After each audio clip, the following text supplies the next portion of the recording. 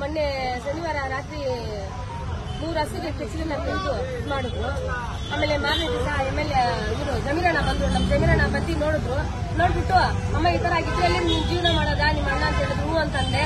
ಸರಿ ಆಯ್ತಮ್ಮ ಅದಕ್ಕೇನಿದೆ ಪರಿಹಾರ ಮಾಡ್ಕೊಡ್ತೀನಿ ಅಂತ ಹೇಳಿದ್ರು. ಮಾರನೇ ದಿವಸನೇ ಇಳಿಸ್ಬಿಟ್ರು ಹಸುಗಳಲ್ಲಿ 3 ಹಸುನ ನಮ್ಮ ಜಮೀರಣ್ಣ ತಂದು ನಿಲ್ಸಿದ್ರು. ನಮ್ಮ ಅಣ್ಣ ಬೇಡ ಅಂದ್ಬಿಟ್ಟ. ಬೇಡ ಅಂದಿದ್ದಕ್ಕೆ ತುಂಬಾ ಬೇಜಾರಾಯ್ತು. ಸರಿ MLA ಸಾಹೇಬ್ರನ್ನ ನೋಡಿ ಜಮೀರಣ್ಣನ ನೋಡಿ ಸಾರಿ ಕೇಳೋಣ ಅಂತ ಬಂದೆ.